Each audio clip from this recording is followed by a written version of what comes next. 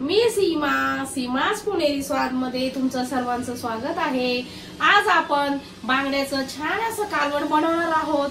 चला तर सर्वात प्रथम आपण गॅस चालू करून कढई तापायला ठेवली आहे।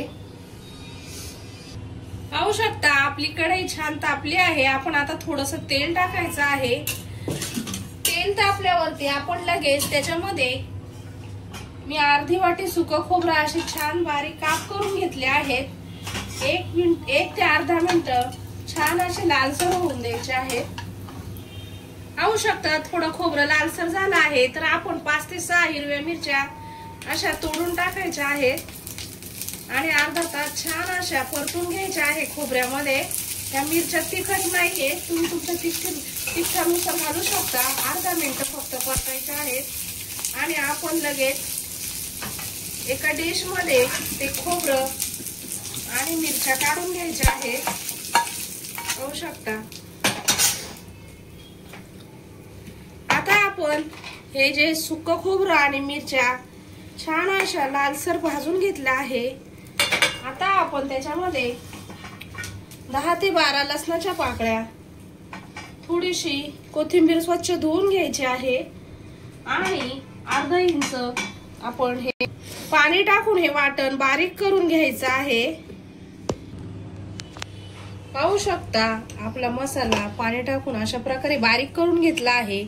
आता आपण कढई ठेवली आहे तापायला। ज्या कढईमध्ये मसाला फ्राय केला होता त्याच कढईमध्ये आपण आता बांगड्या मच्छीचं कालवण करणार आहोत। सर्वात प्रथम आपण त्याच्यामध्ये तेल टाकायचं आहे। तेल तापलं की लगेच आपण त्याच्यामध्ये 1 चमचा गरम मसाला, 1 चमचा हळद, 2 चमचे आगरी पोळी मोठा चमचा मसाला घेतला आहे। बघू शकता हा तिखट कमी असल्यामुळं मी जास्त टाकला आहे, तुम्ही तुमच्या आवडीनुसार टाकू शकता। आता आपण जी बांगडा मच्छी आहे ती स्वच्छ कापून आणि स्वच्छ धुवून घेतली आहे। आपण आता त्याच्यामध्ये छान मसाल्यामध्ये परतून घ्यायचे आहे अर्धा मिनिट। पाहू शकता आणि आपण आता त्याच्यामध्ये जो मसाला आपण वाटला आहे तो त्याच्यामध्ये मिक्स करायचा आहे आणि अर्धा मिनिट छान असा तेलामध्ये परतून घ्यायचा आहे, जेणेकरून मच्छीला मसाला छान लागेल। पाहू शकता आता आपण त्याच्यामध्ये आपल्या आवडीनुसार त्याच्यामध्ये आपण पाणी ऍड करायचं आहे। पाहू शकता बघू शकता तुम्ही अशा प्रकारे मी त्याच्यामध्ये पाणी ऍड केलं आहे। तुम्ही तुमच्या आवडीनुसार पाणी ऍड करू शकता। आता आपण 1 चमचा मीठ टाकलं आहे। 7 ते 8 मिनिटं छान याला उकळी येऊन द्यायची आहे। आपलं बांगड्याचं कालवण किती छान झालं आहे, किती छान कलर आला आहे।